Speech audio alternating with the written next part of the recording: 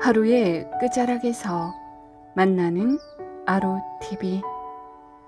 오늘은 철가 쓴 점쟁이의 꾀 등 4편의 이야기를 담았습니다. 옛날 이야기와 함께 꿀잠 주무시기 바랍니다.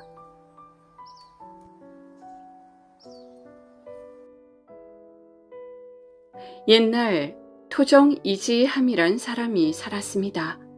그는 너무나 가난하여 살림 도구라고는 무엇 하나 제대로 갖춰진 것이 없었으며 밥솥은 구멍이 뚫어져 있을 지경이었어요. 토정은 그 구멍이 뚫어진 밥솥을 행주로 틀어막고 간신히 쓰곤 하였는데 나중에는 구멍이 점점 커져 결국에는 솥바닥이 갈라져 버리고 말았다고 하지요. 그렇게 끼니조차 있기 어려운 살림이었으니 새 솥을 구하기도 쉬운 일이 아니었어요. 그러했음 의관 중에 가장 중요한 것이라고 할 수 있는 갑마저 부서져 버렸습니다. 그 당시 선비로서 의관이 없으면 바깥 출입을 할 수가 없었으니 이 역시 큰일이 아닐 수 없었지요. 토정은 이 일을 어찌하면 좋을까 궁리하던 끝에 가스로도 쓰고 솥으로도 쓸 수 있는 새로운 방법을 생각해냈어요. 그것이 바로 철갓이었습니다. 펼쳐놓고 밥을 지으면 솥이 되고 밥을 지은 후 깨끗이 닦아 햇볕에 말렸다가 끈을 달아 머리에 쓰면 갓이 되는 것이었지요. 토정이 아침에 갓을 쓰고 나가 저녁 때가 되어도 돌아오지 않으면 그의 부인은 밥을 지을 수가 없었습니다. 그러니 사람들은 이를 보고 비웃었지요. 철갓을 쓰고 태연하게 걸어다니는 토정의 모습은 누가 봐도 웃음거리가 될 만했어요. 게다가 옷은 낡고 구멍이 뚫어져 행색이 여간 남루한 것이 아니었죠. 의관이 그렇고 보니 그의 인품도 남의 눈에 돋보일 리가 없었습니다. 사람들은 그를 가리켜 그 조상에는 이곡과 이색 등 유명한 선현들이 있건만 어찌 저토록 주변 머리가 없는지 모르겠다고 의아해하였지요. 그러나 토정은 사람들의 말처럼 그렇게 주변 머리 없는 인물이 아니었어요. 그는 젊어서 한때 배를 타고 제주도로 건너가 장사를 하여 많은 재물을 모은 적도 있었고 또 한때는 어느 섬에서 농사를 지어 몇백 석이나 되는 쌀을 장만한 적도 있었으니 돈 벌기에도 그렇게 무능한 사람은 아니었습니다. 하지만 그렇게 해서 모은 재물을 그는 하나도 자기 소유로 갖지 않고 서울로 떠나올 때 그 지방 백성들에게 나누어 주었던 것이지요. 그렇게 토정은 어려서부터 동정심이 많은 사람이었어요. 그의 형인 집원을 따라 당시에 이름 높은 학자인 모산수라는 이의 문화에서 공부를 하였는데 모두들 그를 칭찬하지 않는 사람이 없을 정도로 열심히 공부하였습니다. 서당에 다니던 어느 날인가 토정이 도포를 입지 않은 채 적산 바람으로 집에 돌아왔어요. 이것을 본 어머니가 의심쩍어 물어보니 그는 아무렇지도 않다는 듯 천연덕스럽게 대답하는 것이었지요. 그거야 누군가가 입었을 것 아닙니까? 걱정하실 것 없습니다. 아니 어찌 했느냐 말이다. 집으로 돌아오다가 다리를 건너는데 거지아이 셋이서 쭈그리고 앉아있는 것이었습니다. 이 추운 겨울날에 벌벌 떨고 있지 않겠어요? 그래서 도포를 벗어 세 조각으로 찢어 거지들에게 덮어주고 왔습니다. 이렇듯 그는 인정 또한 많았어요. 한편 청양 땅에 절친한 친구가 있었지요. 토정은 보령에 있는 선조들의 묘를 참배할 겸 서울을 떠났어요. 마포에서 떠난 토정은 그날 저녁 청양 땅에 도착했죠. 친구는 대단히 반가워하며 그를 극진히 대접해 주었어요. 여러 날을 걸어오느라고 고생이 심했을 것이니 푹 쉬도록 하게. 보령에 있는 선조의 묘로 가는 길인데 지나칠 수 없어서 이렇게 들렀네. 사실은 아침에 서울을 출발해서 왔는데 뭐 별로 피곤하지도 않네. 뭐라고? 아니, 서울에서 여기까지 하루에 왔단 말인가? 아니, 어떻게? 하루에 400리길을 올 수 있지? 참으로 희한한 일일세. 토정은 축지법으로 걸어온 것이었지요. 청양 친구는 그저 감탄할 뿐이었습니다. 또한 그는 학문에도 조예가 깊어 경서는 물론 의학이나 천문, 지리, 음양, 복서, 술서 등에 이르기까지 두루 박식함을 보였습니다. 그 중에서도 특히 주역에 관심이 많았는데 언제나 이른 아침부터 흙집 바닥에 나와 앉아 주역을 읽었지요. 또 그는 마을 사람들 중에서 누가 병이 났다는 말을 들으면 어떤 약을 쓸 것인지 상세히 가르쳐주고 처방을 내려주었습니다. 또한 마을 사람들은 혼인을 올리는 날이나 매주를 쓰는 날, 심지어는 집 고치는 날 등을 언제로 하면 좋겠느냐고 그에게 와서 묻곤 하였지요. 그는 백성들을 괴롭히거나 그들의 등을 쳐먹고 사는 양반이 아니라 항상 그들의 편에 서서 그들을 도와주었습니다. 그래서 백성들이 언제라도 찾아와서 이것저것 묻기만 하면 무슨 일이든지 자세히 일러주었죠. 비록 살림은 구차하였지만 마을 사람들은 그를 우러러 보았어요. 게다가 천문과 지리에 통달하여 앞일을 훤히 알고 있는 사람이라 그렇게 존경에 맞지 않을 수 없었습니다.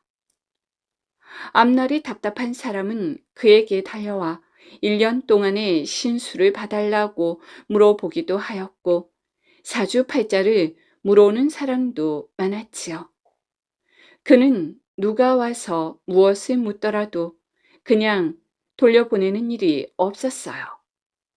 그리하여 그의 흙집은 사람들의 왕래가 심심치 않았습니다.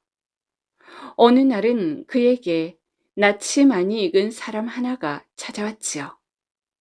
안녕하십니까요? 그래. 자네가 웬일인가? 예, 다름이 아니라 한 가지 부탁이 있어서 왔습니다. 무슨 부탁인가? 저희 집의 방을 헐고 구두장을 다시 고치려 하는데 좋은 날을 골라주셨으면 해서 찾아왔습니다. 그래, 그렇다면 나를 한번 잡아보세. 토정은 한참 동안 눈을 감고 일진을 짚어본 다음 날은 내일도 좋고 모레도 좋네. 하지만 다음 달로 넘어가면 좋은 날이 별로 없는걸 하고 말해 주었지요. 다음 달은 장마가 시작되는 시기였으니 토정은 바로 그 점을 생각해서 되도록 일찍 날짜를 당겨 말해준 것이었어요. 택일이라는 게 따지고 보면 별것도 아닌데 구태여 나를 골라 달라는 것이 토정은 웃었습니다. 그러나 사람들이 굳이 부탁해 오는 것을 거절할 수도 없는 일이었지요. 만약에 택일을 해달라는데 안 해주고 아무 날이나 내키는 대로 하라면 쥐뿔도 없는 양반이 너무 도도하다거나 사람을 업신여긴다거나 하고 섭섭하게 여길 터이니 거절할 수도 없는 일이었습니다. 그 마을 사람이 돌아간 뒤에 토정은 혼자서 중얼거렸어요. 사람이라는 게 저리 어리석단 말이야. 방을 헐고 구들장을 고치려면 아무 때나 맑은 날 고치면 그만이지. 택일이 무슨 소용인고.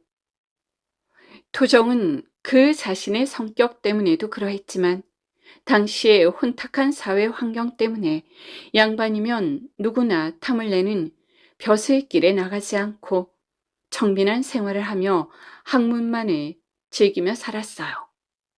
거듭 일어나는 사화와 명종 20년 동안 임금의 외척인 윤원형의 무단 정치는 토정의 기질로는 결코 타협할 수 없는 것이었습니다. 비록 가난하지만 자기를 잃지 않고 조용히 살 수 있는 강변의 흙집이 그에게는 훨씬 좋은 안식처가 되었지요. 남이 볼 때는 다소 불우해 보이기도 했지만 스스로는 세상을 내려다보며 여유롭고 초연하게 살았던 것이었습니다. 어리석은 사람은 오히려 하늘 무서운 줄 모르고 날뛰는 위정자들이었지요. 토정이 철갓을 쓰기 시작하면서부터 사람들의 입에 자주 오르내리게 되었습니다. 그러다 보니 기인이란 별명과 함께 또한 그가 정계를 잘 봐준다는 소문도 널리 퍼지게 되었지요. 그 다음부터는 해마다 정초가 되면 1년 신수를 봐달라고 오는 사람이 부쩍 많아지게 되었어요. 처음에는 피하기도 하고 거절도 해보았지만 그러면 그럴수록 찾아오는 사람들은 저마다 애걸복걸 매달리기 시작했습니다. 그는 더욱 난처해졌지요. 에라, 차라리 신수를 봐주는 것이 낫겠다. 그래야 찾아오는 사람도 속이 시원하겠지. 그렇게 생각한 토정은 한 가지 방법을 생각해냈어요.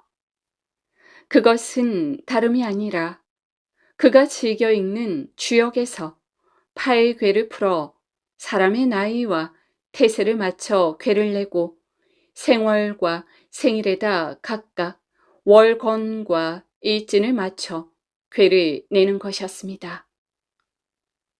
월명 중천하니 천지 명랑이라. 달이 중천에 밝았으니 천지가 명랑하다. 당신은 신수가 좋소. 가정이 화평하고 복이 있겠소. 그렇게 신수를 본 사람은 매우 즐거워하며 답례를 하였습니다. 그렇게 대충 답례를 받은 토정은 그 다음 사람의 신수를 봐주었죠. 석상 재련하고 좌정 관천이라. 돌 위에 연꽃을 심고 우물 안에 앉아서 하늘을 보는 격이로군. 운수가 좀 사나우니 올해는 모든 일을 조심하는 것이 좋겠네. 그는 사람들의 간청에 못 이겨 어쩔 수 없이 봐주는 것이 뿐이었습니다. 그는 금품이나 사례를 바랐던 것은 아니었지만 신수를 보고 가는 사람들은 언제나 돈이나 쌀 혹은 술이라도 한 병씩 놓고 가는 것이 보통이었지요. 그 덕분에 매년 정월 한 달만큼은 그리 궁색하지 않게 넘길 수가 있었습니다. 사람들은 그가 보아주는 신수가 신통하게 맞아떨어진다고 야단들이었지요. 그리하여 해가 갈수록 더 많은 사람들이 그에게 몰려들었어요. 토정은 수도 없이 밀려드는 사람들 등살에 견딜 수가 없었습니다. 이제는 너무나 바빠서 주역을 읽을 시간도 없었지요. 정월 한 달은 아주 지긋지긋하고 몸서리까지 처지는 것이었어요. 하지만 그래도 토정은 가난한 사람들과의 접촉이 싫지 않았습니다. 이렇게 해서 생겨난 것이 바로 토정 비결이지요. 토정은 선조가 즉위하자 관직에 추천되어 잠시 보청 고을에 현감으로 있다가 아산 현감으로 가게 되었어요. 부임하자마자 거린청이라는 것을 만들어 읍내의 거지들을 불러 모았지요. 그는 우선 관가에 있는 곡식을 꺼내 거지들을 먹이고 각자의 능력에 따라 농사나 고기잡이 등의 일을 시켰어요. 그리고 이것도 저것도 못하는 병약자나 노인들에게는 집신을 삼게 하였습니다. 이리 하여 거지들에게 살 길을 열어주었던 것이지요. 그러던 어느 날 현감으로 재직하던 중 토정은 병을 얻어 세상을 떠났습니다. 토정이 운명하기 얼마 전에 그의 부인이 이렇게 말했어요. 당신이 돌아가시면 그 많은 사람들의 신수도 이제는 못 보겠군요. 내가 뭐 하늘의 이치를 알아서 신수를 받는 줄 아나. 사람들이 졸라대길래 할 수 없이 봐준 것뿐이지. 아니, 그러면 앞니도 모르면서 사람들을 속인 것입니까? 그러자 토정이 대답했습니다. 아니지, 속인 것도 아니지. 내가 신수를 봐주지 않았더라면 그들은 분명히 다른 어느 곳이라도 찾아가서 기꺼이 신수를 본답시고 속은 다음에야 마음이 편했을 것이야. 그렇게 토정 이지함은 선조 11년에 62살의 일기로 세상을 마감했습니다.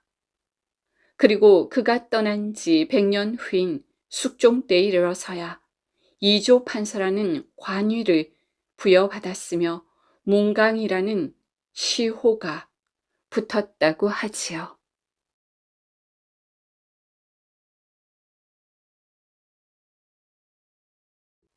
옛날 평안남도 평양에는 객주집이 많이 있었어요.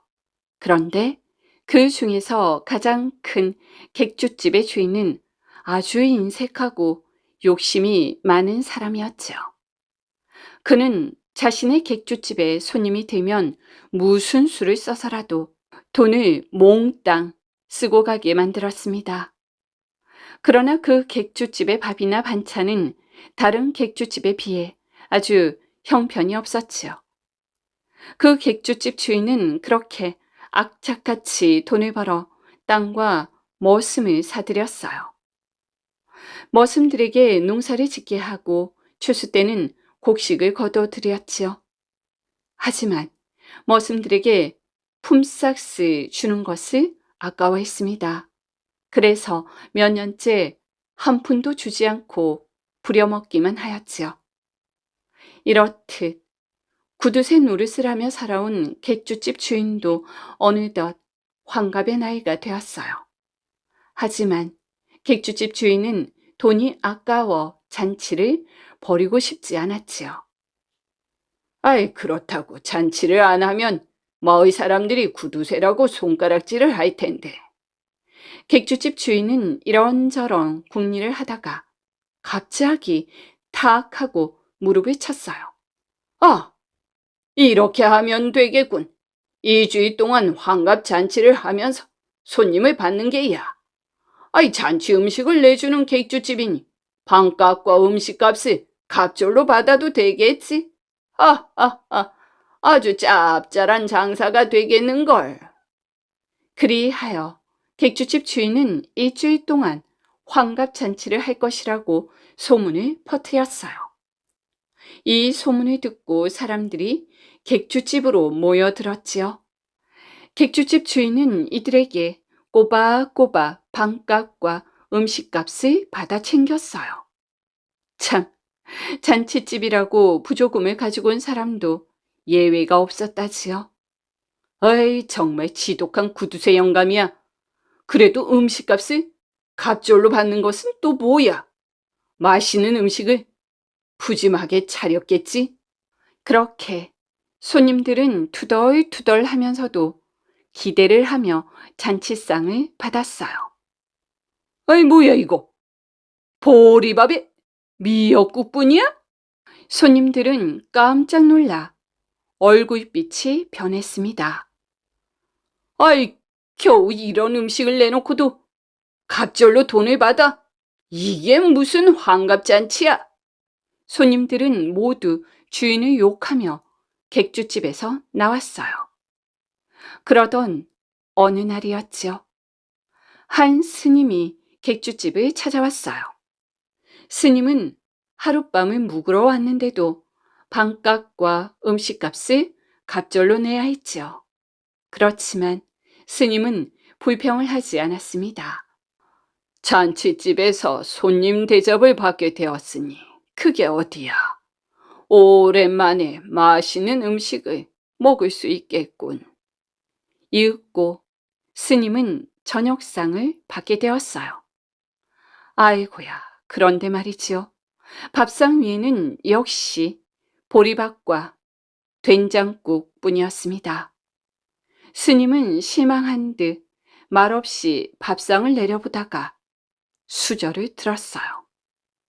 식사를 마친 뒤 스님은 이상한 주문을 외우며 허리춤에서 구리로 만든 작은 황소 4마리를 꺼내었어요. 그리고 스님은 황소들을 하나씩 번갈아 바라보며 이렇게 말했지요. 잔치집에 왔으니 너희들도 무언가 먹어야 하지 않겠느냐. 마지는 부엌으로 가서 쌀독에 담긴 쌀을 먹어라. 그리고 둘째는 동괴에 담긴 돈을 먹어야지. 그리고 셋째는 장롱 속에 있는 빈 문서를 삼켜버리거라. 그리고 막내는 이 집 논밭에서 자란 곡식과 채소를 뜯어먹어라.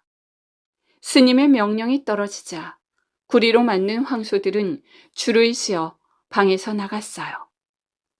그런데 밖으로 나간 황소들은 몸집이 점점 커지더니 커다란 진짜 황소로 변하는 것이었습니다. 그리고 한참이 지난 뒤 엄청나게 뚱뚱해진 황소들이 돌아왔지요. 스님은 밖을 내다보더니 황소들에게 말했어요. 그래, 다들 배불리 잘 먹었느냐? 어서 방으로 들어오너라. 그러자 황소들은 다시 작은 구리 황소로 변하여 방 안으로 들어왔습니다.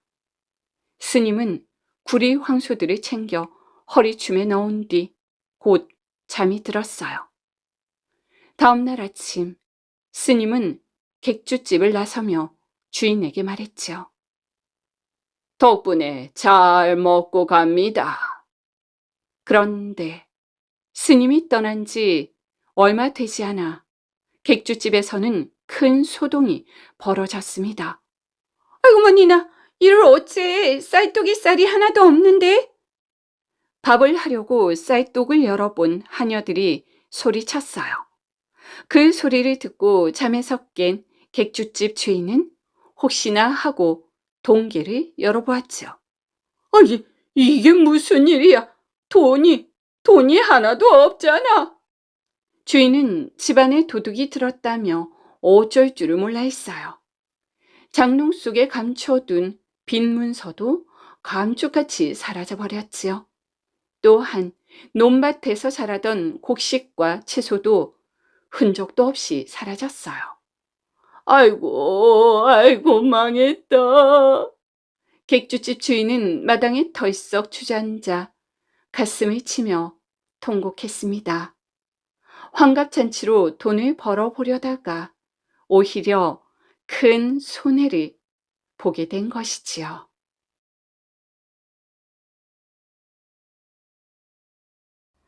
옛날에 민재인이란 선비가 하루는 과거에 낙방하여 쓸쓸하게 고향으로 돌아가다가 남대문 밖에 이르렀는데 차마 걸음이 떨어지지 않아 언덕에 올라가 노래를 불렀습니다.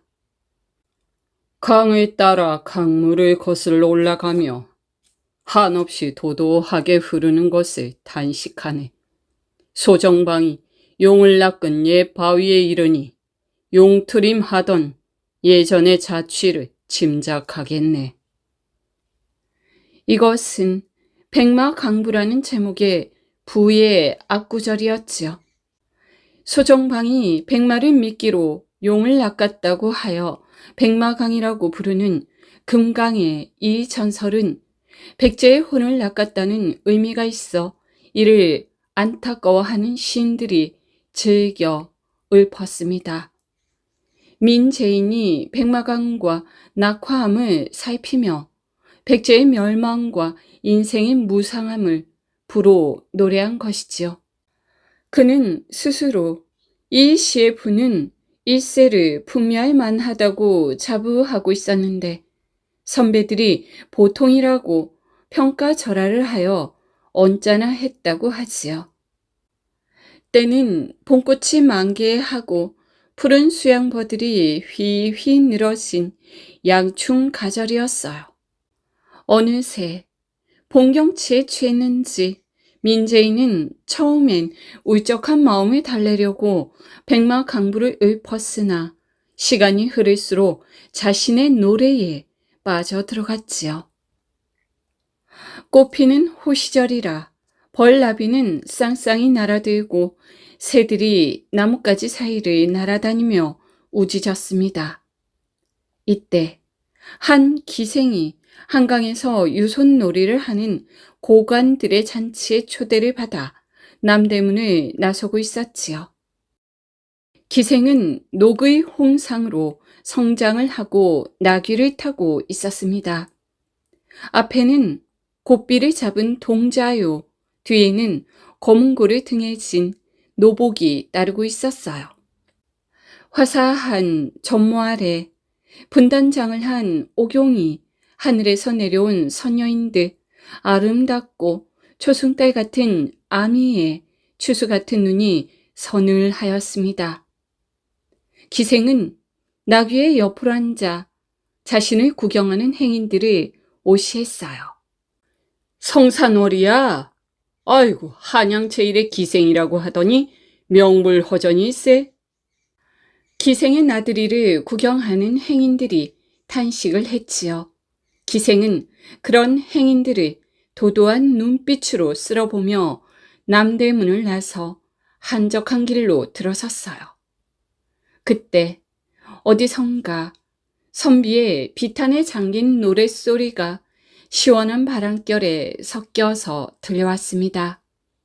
기생이 수양버들 가지를 걷고 언덕을 바라보니 살빛이 희고 고결하여 신성과 같은 풍채의 한 선비가 눈처럼 하얀 도포자락을 펄럭이며 한가하게 부채를 흔들며 불을 읊고 있었지요.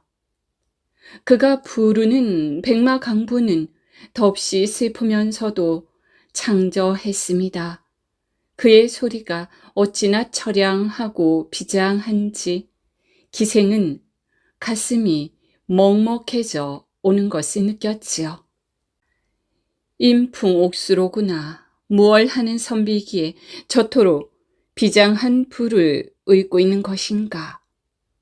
기생은 자신도 모르게 언덕으로 올라가 민재인에게 인사를 했어요. 소인은 한양의 청기 성산월이라고 합니다. 선비는 어디서 오신 분이기에 이 적막한 언덕에서 홀로 불을 읊고 계십니까? 민재인은 눈앞에 나타난 여인을 보니 마음이 환해지는 기분이었습니다. 화려하게 성장을 하고 전모를 썼으니 기생이요 천연하고 아름다운 자태는 눈이 부시게 아름다운 선녀였죠. 경국지색이 있다고 하더니 참으로 아름답구나. 중국의 4대 미인이 환생했다고 해도 믿지 않을 수 없을 것이다. 민채이는 감탄하여 입이 떨어지지 않았어요. 중국에는 4대 미인이라는 서시, 양귀비, 초선, 왕소군이 있었지요. 초선은 삼국지 속의 인물이지만 이들에 대한 고사성어도 적지 않았습니다. 현서시지기에 이것은 미인계를 말하지요. 월왕 구천이 오왕 부차에게 패하여 와신 상담하면서 복수를 하기 위해 준비한 작업 중 하나가 범녀가 서씨를 바쳐 오왕 부차를 방탕하게 만드는 미인계였어요. 서씨 효비는 가스마리를 하고 있던 서씨가 언제나 눈을 찡그린 데서 비롯된 고사성어지요. 중국의 4대 미인에는 각각 별칭이 있었어요. 서씨는 너무나 아름다워서 물고기가 헤엄치는 것조차 잊고 물속으로 가라앉았다고 하여 치머라고 하고, 왕소구는 그녀의 미모에 기러기가 날개짓을 하는 것을 잃어버리고 떨어졌다고 하여 나간이라고 불렸습니다. 삼국지에 등장하는 초선은 그녀의 미모에 달이 부끄러워 구름 속에 숨었다고 하여 패월이라고 불렀지요. 양귀비의 미모는 꽃이 부끄러워 고개를 숙였다고 하여 수하라고 불렀습니다. 이들을 통칭하여 민을 말할 때 치머 나간 패월 수하라고 부르는 것이었어요. 민제인은 성산월이라는 기생이 그처럼 아름다웠습니다. 선비께서는 어찌 대답을 하지 않으십니까? 민제인이 넋을 잃고 있자 성산월이 살포시 웃으며 대답을 재촉했어요. 나는 여흥 사람으로 과거에 낙방하고 고향으로 돌아가는 낙방거사요. 그래서 부가 처연한 것입니까? 성산월이 쌩끗 웃으며 말하는데 요괴가 환생한 것이 아닐까 싶었습니다. 치맛자락을 봄바람에 하늘거리며 머리에 쓴 전모를 살짝 뒤로 젖힌 품새가 장안의 이름이 높아서 웬만한 선비는 거들떠보지도 않을 것처럼 도도해 보였지요. 이번 급제자의 글들이 모두 내 글만 못한데 내가 낙방하였으니 알 수 없는 일이요. 민제인이 자신도 모르게 넋두리를 늘어놓았어요. 정녕 억울하시다면 다시 한번 읊어보시지요. 비록 천한 기생이지만 약간의 글을 읽은지라 선비님의 부가 정녕 걸작인지 품평을 해보겠습니다. 선비님께서 탓하지 않으신다면 말이지요. 정이 그렇다면 한번 들어보시오. 기생이라 내외할 리도 없고 인적 없는 언덕이라 민제인은 낭낭한 목소리로 부를 읊기 시작했습니다. 백제의 왕기는 연기와 안개같이 허공으로 사라지고 낙화암 아래 강물은 동쪽으로 흐르는구나. 검은 동풍이 일어 소는 배를 돌리고 멀고 아득한 봄 시름을 방초에 맡기도다. 민제인이 읊은 백마강부에 크게 감동한 성산월은 민제인에게 고향으로 돌아가지 말고 한양에 그대로 머물러 달라고 부탁했습니다. 그러나 민제인은 과거도 끝나고 여비도 다 탕진했으니 머물 길이 없노라고 쓸쓸하게 말했지요. 그런 일이라면 걱정하지 마십시오. 첩에게 약간의 재물이 있으니 선비님을 복양하는데 지장이 없습니다. 첩의 집으로 함께 가시지요. 성산월은 대담하게 민제인을 집으로 초대했어요. 그대는 고관의 잔치에 부름을 받았는데 참여치 않으면 벌을 받을 것이 아니오. 벌이라면 첩이 받을 것입니다. 선비께서는 심려하지 마십시오. 성산월이 단호하게 말했어요. 아름답다. 마치 요괴에 홀린 것 같구나. 성산월의 아름다운 용무에 취한 민재인은 그녀의 뒤를 홀린 듯 따랐습니다. 성산월이 나귀를 타고 남대문으로 다시 들어가자 사람들이 걸음을 멈추고 구경했지요. 그 옆에는 남루한 차림의 선비가 따르고 있었습니다. 첩이 정식으로 인사 올리겠습니다.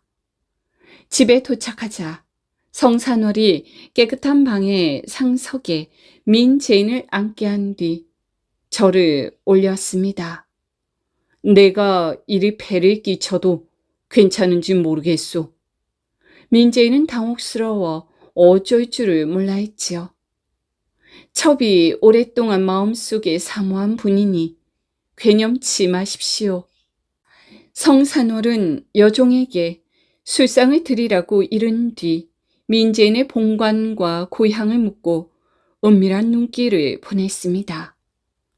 목소리는 옥이 굴러가는 것 같고 선연한 두 개의 눈동자는 그를 빨아들일 것 같았지요.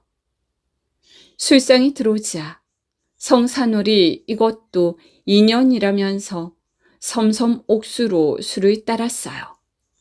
한 잔, 두 잔, 술잔을 주고받고 그윽한 눈길이 오고 갔지요.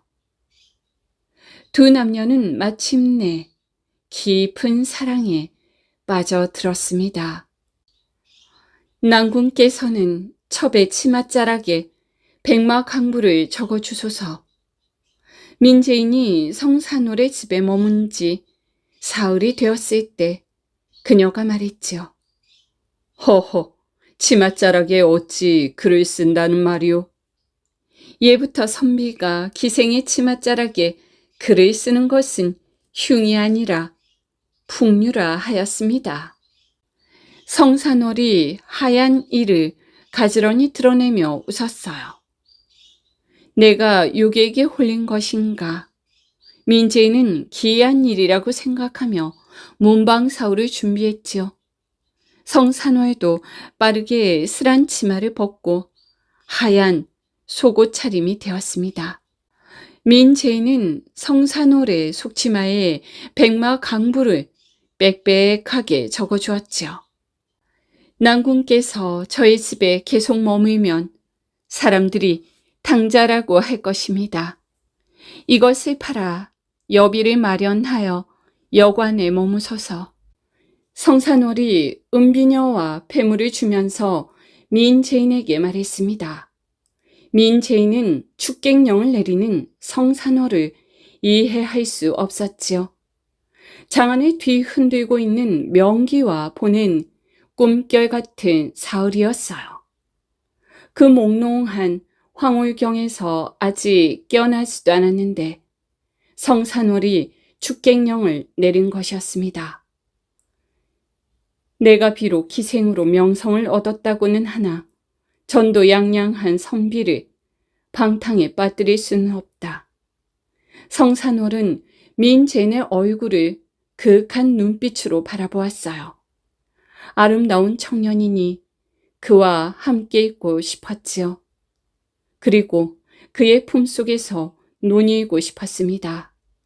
그러나 민재인은 평범한 선비가 아니었어요. 머릿속에는 천하를 경영할 만한 학문이 있고 가슴 속에는 바다처럼 넓은 도량이 있었지요. 그를 사랑하지만 떠나보내야 했습니다. 속히 걸음을 재촉하소서. 기루는 젊은 선비가 머물 곳이 아닙니다. 성산월이 재촉을 했지요. 성산월이 축객령을 내리자 민재인은 이원에서 나와 남대문 근처에 여관의 숙소를 정했어요. 성산월은 민재인을 보고 가슴 속으로 울었습니다. 우러러보고 내려다보며 고금의 이를 더듬으니 흥망성쇠의 무상함을 알겠네. 성산월은 민재인의 백마 강부를 몇 번이고 다시 읊어보았습니다. 흥망성쇠의 무상함을 알겠네 하는 구절이 자신의 이야기를 하는 것 같아 눈물이 저절로 흘러내렸지요.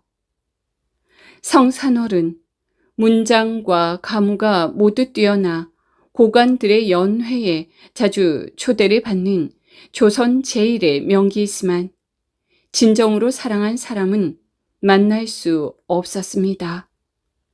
드디어 존경할 수 있는 낭군을 만났지만 그를 떠나보내야 했고 백마강부만 읊조릴 수밖에 없었지요.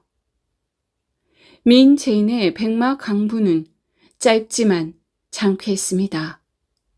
경종 3년에 중국 사신이 조선의 문장을 보기를 원하자 나라에서 엄격하게 선발한 부 중에는 민재인의 백마강부가 선정되었을 정도로 면한 작품이었지요. 성산월은 원래 성주 출신이었는데 제주와 용모가 출중하여 선상기로 뽑혀서 한양으로 올라온 기생이었어요. 성산월은 꽃같은 용모가 조선 제1이고 가무가 일품이었지요. 성산월이 검은고를 타면 하기나라와 듣고 노래를 부르고 춤을 추면 무짐승들이 몰려와 귀를 기울였습니다. 장안의 세력가와 호거이들은 단 한 번만이라도 성산월을 안기 위해 몸살을 앓을 정도였죠. 하루는 성산월이 고관들이 주최하는 상춘맞이 한강의 선유놀이에 참가하게 되었습니다. 장안의 유명한 고관들과 기생들이 참여한 선유놀이는 한낮부터 시작되어 밤이 깊을 때까지 흥겹게 계속되었어요. 성산월은 잔치가 파장이 되어 가자 슬그머니 자리에서 빠져나와 집으로 향했지요. 그러나 남대문에 이르자 이미 성문이 닫혀 들어갈 수가 없었습니다. 낭패로구나. 이를 어찌하지? 마침 비까지 주룩주룩 쏟아지기 시작하여 우장을 준비하지 않은 성산월은 비를 흠뻑 맞았습니다. 캄캄한 빛 속에서 인가를 찾아 헤매이는데 저 멀리 연못 서쪽에서 불빛이 희미하게 흘러나오고 있는 것이었지요.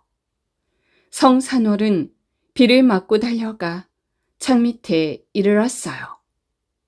안에서는 선비가 글을 읽는 소리가 들리고 있었지요.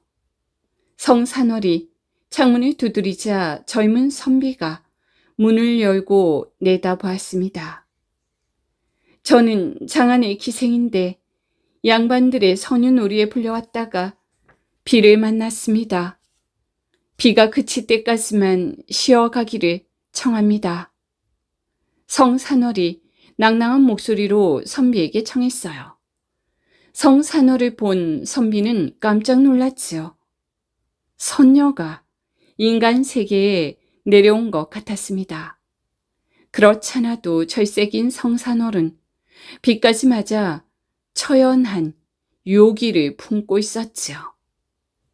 선비는 비가 오는 한밤중에 화려하게 단장을 한 요염한 여인이 문을 두드리자 요괴라고 생각했습니다. 요괴가 어디라고 감히 사람을 희롱하려고 하느냐? 쏙 물러가라. 선비는 얼굴이 하얗게 변해 성산월에게 호통을 쳤지요. 아니, 요괴라니, 그게 무슨 말씀이요? 성산월이 어이가 없어 차갑게 내쏘았어요. 멀쩡한 여인을 요괴라니 기생이라고 멸시하는 것이라 생각했지요. 야심한 시각에 선비가 글 읽는 방문을 두드리는 묘령의 여인이 요괴가 아니고 무엇이겠느냐? 선비는 문을 쾅 닫고 인랑하게 옥추경을 외우기 시작했습니다. 아무리 문을 두드리고 사정을 해도 문을 열어주지 않아 성산월은 빗속에서 오들오들 떨며 밤을 세울 수밖에 없었지요. 이튿날 날이 밝아 그곳을 떠나려고 하자 성산월은 선비가 괘씸했습니다. 이 불쌍한 서생아, 장안의 명기 성산월이라는 이름을 들어본 일이 있느냐? 내가 바로 성산월이다. 평소 같았으면 너 같은 서생이 감히 나를 만날 수나 있을 줄 아느냐? 내가 비를 만나 애걸을 했는데 거절을 했으니 너는 참 복없는 사내로다. 성산월은 창문을 두드리고 선비에게 호통을 친 뒤에 떠났습니다. 뒤늦게 사실을 알게 된 선비는 자신의 안목을 탓했으나 이미 떠나버린 배였지요. 성산호를 알아보지 못한 선비는 첨정 김예종인데 훗날 이 일을 두고 풍류객들의 조롱을 받았다고 하지요. 성산월은 선비에게 호통을 칠 정도로 자부심이 강하고 당당한 기생이었습니다. 성산월은 민재인의 집에서 내보낸 다음 날 고관들의 잔치에 초대를 받았어요. 고관의 아들이 과거에 장원급제하여 크게 잔치를 열고 있었습니다. 장안에 내로라 하는 기생들이 모두 몰려와 춤을 추고 노래를 불렀지요. 이내 성산월의 차례가 되었어요. 성산월이 민재인의 백마 강부를 부르자 만장한 고관들이 모두 넋을 잃고 귀를 기울였지요. 부가 참으로 훌륭하다. 제목이 무엇인가? 성산월이 노래를 마치자 듣고 있던 고관들이 물었어요. 백마 강부입니다. 누가 지은 것인가? 첩이 마음속으로 사모하는 선비가 지은 것입니다. 그 선비는 무엇을 하는 사람인가? 이번에 과거에 응시했다가 낙방한 선비입니다. 그가 지은 부인데 한번 살펴보십시오. 성산월이 치맛자락에 적힌 백마 강부를 보여주었어요. 고관들이 살펴보자 이것은 다시 없는 훌륭한 시였지요. 아하, 우리가 급제자를 잘못 뽑은 것 같소이다. 그러니 주상 전하께서 후정시를 실시할 수 있도록 주청을 드려야겠소. 여기서 후정시란 추가 과거로 문과별시라고도 하였습니다. 고관들이 백마 강부를 다시 읽고 찬탄을 하여 임금에게 후정시를 실시할 것을 권유했지요. 이에 중종이 후정시를 실시하자 민재인이 장원으로 급제했습니다. 그렇게 성산월은 민재인과 사흘 동안의 짧은 사랑을 나누고 헤어졌지요. 민재인에게 다시 과거를 볼 기회를 만들어 주었으나 그는 장원급제를 한 이후 성산월을 찾아가지 않았다고 합니다. 그래, 사랑은 뜬구름 같은 것이야. 성산월은 기생과 선비의 사랑이 얼마나 부질없는 일인지 잘 알고 있었습니다. 이후 그녀는 한 사람의 양반을 선택하여 사랑을 하지 않았고 수절을 하지도 않았습니다. 이후 그녀는 한 사람의 양반을 선택하여 사랑을 하지도 않았고 수절을 하지도 않았습니다. 그녀는 말 그대로 만인의 연인이 되는 길을 택하였지요. 성산월은 오랜 세월 조선 제1의 명기로 명성이 떨치면서 외롭게 살다가 말년에 장흥 부자의 첩이 되었다고 하지요.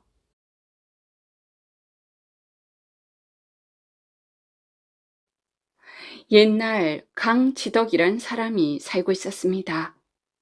할아버지와 아버지는 양반가였으나 크게 벼슬을 하지 못해 사실 몰락한 양반들이었지요. 어머니는 안동권 씨였어요. 안동권 씨가 임신을 했을 때 꿈에 죽은 어머니가 나타나 어린 동자를 가리키며 이렇게 말했지요. 여기에 지극한 덕을 가진 인물이 있으니 너에게 부탁한다. 어머니는 그 꿈을 남기고 후련히 사라졌습니다. 안동권 씨는 그 꿈을 꾸고 얼마 지나지 않아 딸을 낳았고 지극한 덕이란 뜻으로 지덕이라 불렀지요. 강제수는 가난하였으나 어린 딸에게 글을 가르쳤어요. 총명한 정임당은 하나를 가르치면 둘을 알았고 책 읽는 것을 좋아했지요. 그가 글을 가르치지 않으면 혼자서 읽었는데 때때로 끼니도 잊을 정도였어요. 강제수는 딸이 책을 한번 잡으면 손에서 놓지 않는 것을 보고 놀랐습니다. 그렇게 8살이 되자 이미 시경과 예기를 읽었지요. 지덕이가 남자들보다 낫구나. 강제수는 정의 땅에 글 읽는 모습을 보고叹복했습니다. 집이 가난했기 때문에 어머니와 함께 삭바느질을 하고 배를 짜면서도 틈틈이 글을 읽었어요. 낮에 하루 종일 일하고도 밤에 글을 읽느냐고 물으면 밤이 아니면 시간이 없습니다. 피곤하다고 공부하지 않으면 어떻게 퇴계 선생과 같은 성인이 되겠습니까? 아니, 여자인 네가 성인이 되려고 하느냐? 부인도 열심히 공부하면 성인이 될 수 있다고 생각합니다. 임윤지당께서 말씀하시기를 인간이 태어날 때 남녀가 다르지 않다고 했습니다. 정의땅이 다소곳이 말했습니다. 정의땅은 임윤지당을 자신의 모범으로 삼았지요. 임윤지당은 조선의 다른 여류 문인들과 달리 시문만 지은 것이 아니라 성리학을 깊이 공부하여 사대부들 사이에서도 명성을 떨쳤어요. 그러자 강제수는 딸에게서 기품을 느꼈습니다. 집안이 가난하여 저고리와 치마는 해졌으나 눈빛은 언제나 초롱초롱하게 맑았지요. 왜 할아버진 청강 권성이 정의 땅의 행실을 살피고 감탄하여 강제수에게 말했습니다. 자네의 딸은 우리 청풍에 사는 권씨가의 부녀자들 중에 제일 가는 여인이 될 것이니 모범이 되도록 잘 가르치게. 정의 땅은 집안이 가난하여 종이를 살 수 없었습니다. 그러나 조금씩 돈을 모아 종이를 샀지요. 그렇게 산 종이에 글씨 연습을 했고 특히 해서체에 능했습니다. 해서체는 나보다 낫구나. 강제수는 정의 땅이 남자로 태어났다면 학문으로 크게 명성을 떨칠 것인데 여자로 태어난 것을 아쉬워했습니다. 정의 땅이 16세가 되었을 때 강제수가 병으로 죽었지요. 강제수는 자상한 아버지였습니다. 아, 아버지께서 이렇게 일찍 돌아가시다니 허망하구나. 정의 땅은 아버지를 여인 슬픔에 한동안 괴로워했습니다. 그녀는 이미 혼례를 치를 나이가 되었으나 아버지의 3년상을 정성껏 치루었지요. 그렇게 3년상을 마쳤습니다. 정의 땅의 나이도 어느덧 20세가 되었습니다. 그는 충주에 살고 있는 양반 윤광현과 정혼을 하고 해가 바뀌자 혼례를 올렸지요. 신랑 윤광현은 그녀보다 나이가 6살이나 적은 14살이었습니다. 윤광현은 파평 윤씨로 몰락한 양반이었어요. 윤광현은 가난해서 형수의 친정에서 자랐지요. 정이 땅은 혼례를 올렸으나 집도 저희도 없는 시가로 들어갈 수는 없어 그대로 친정에서 지냈습니다. 정이 땅이 혼례를 올리고 2년이 지났을 때 시아버지 윤동엽이 세상을 떠났지요. 정이 땅은 시댁에 들어가지도 못한 채 상을 치렀습니다. 정이 땅은 시가에서 초가 상간을 마련하자 비로소 시댁에 들어가 신랑과 함께 지내게 되었습니다. 정이 땅은 23살, 윤광현은 17살이 되었지만 여전히 생계에 매달려야 했지요. 시어머니 전 씨는 제 땅이란 호를 가지고 있을 정도로 시문이 뛰어났으나 가난 때문에 빛을 보지 못했습니다. 하루는 시어머니 제 땅 전 씨가 만개한 꽃을 보고 늙어가는 것을 안타까워하는 시를 짓자 정이 땅은 나이 드는 것을 순리로 맞이하라는 시를 지어 화답했다고 하지요. 집안이 너무 가난했기 때문에 윤광현도 학문은 집어치우고 생계를 위해 일을 해야 했습니다. 정이 땅은 온 가족이 생계에 매달려 있는 것이 가슴 아팠지요. 윤광현은 아직 20세도 되지 않았으나 상인들을 따라 경상도와 강원도로 다니며 장사도 마다하지 않았습니다. 선비가 학문을 하지 않고 생계에 연연하니 장차 무엇이 되겠습니까? 하루는 정이 땅이 윤광현에게 물었어요. 집안에 떼거리가 없으니 내가 어찌하겠소? 사마천도 집안에 떼거리가 없고 조상의 제사도 받들지 못하면 열등한 인간이라고 하였소. 어쩌이 도리가 없소이다. 이렇게 윤광현이 막막한 표정으로 대답했지요. 먹고 살아야 하는 것은 당연한 일입니다. 그러나 공부도 소년 때에 하지 않으면 안 됩니다. 때거리는 제가 마련할 터이니 공부에 전념하십시오. 아니, 부인이 어찌 마련하오? 삭바느질을 하고 배를 짜면 죽이라도 먹을 수 있습니다. 공부를 하지 않으면 사람의 도리를 다할 수 없으니 이제부터는 공부에 전념하십시오. 정이 땅은 윤광현에게 공부를 하도록 권했어요. 윤광현은 책을 읽고 정이 땅은 옆에서 바느질을 했습니다. 정이 땅은 남편이 책을 읽을 때면 귀 기울여 듣고 자신도 따라 외웠지요. 정이 땅과 윤광현은 함께 공부하고 토론하며 금슬이 더욱 좋아졌어요.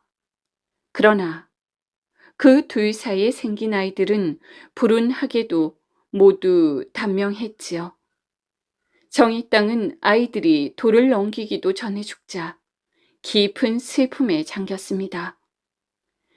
배고픔과 슬픔을 참지 않으면 참된 성인이 될 수 없습니다. 자식들이 일찍 죽는 것은 하늘이 정한 일입니다. 지극한 슬픔이 있더라도 인내하고 공부에 더욱 전념해야 합니다. 정이 땅은 자식 잃은 슬픔을 참으며 남편을 위로했어요. 죽을 끓여 먹어야 할 정도로 가난했지만 스승을 찾아 남편이 글을 배우게 하고 학문을 하는 선비들과 교류하게 했지요.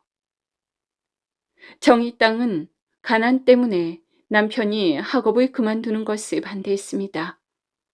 가난은 더욱 심해져 사흘 동안 죽 한 그릇 먹지 못하는 일도 있었지요. 정이 땅 일가는 마침내 충주를 떠나 과천에 있는 빈집을 얻어 살게 되었습니다. 낮에는 호랑이와 표범이 울고 밤에는 도깨비들이 출몰했다. 집이 있는 산골짜기는 모두 황량하고 음산했다. 철마다 양식이 떨어지고 아이들도 단명했다. 과천은 사람이 살 곳이 못 되었습니다. 자식을 잇따라 잃는 슬픔 속에서도 정의 땅은 학문을 하고 살림을 일구었지요. 정의 땅이 처음 시집을 왔을 때는 끼니를 잇기가 어려울 정도로 가난했으나 살림이 점점 불어났습니다. 그녀는 형편이 조금 나아지자 본격적으로 공부에 몰두하기 시작했지요. 정의 땅이 더욱 공부에 몰두할 수밖에 없었던 것은 가슴을 베어내는 슬픔 속에서 오남 사녀를 돌도 되기 전에 잃어버렸기 때문이었습니다. 남편 윤광현은 아내 덕분에 스승 송치규를 만날 수 있었고 학문을 하는 동료들도 생겼지요. 선비들 사이에서 윤광현의 명성뿐만 아니라 정의 땅의 명성도 높아졌습니다. 그녀는 성리학자로 인근에 널리 알려졌지요. 그러나 학문의 길은 끝이 없고 인생은 짧았습니다. 그녀는 61세로 영면하였지요. 평생을 벗처럼 스승처럼 지냈던 남편 윤광현은 통곡하였습니다. 무릇 책상은 부엌에 있고 경전은 밥상 위에 있네.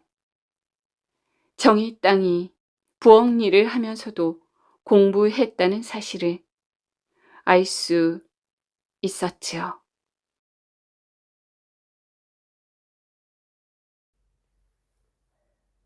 오늘 이야기는 지혜와 인간의 그리고 창의적인 문제 해결의 가치를 중심에 두고 그의 깊은 의미를 전하고 있는 것 같습니다.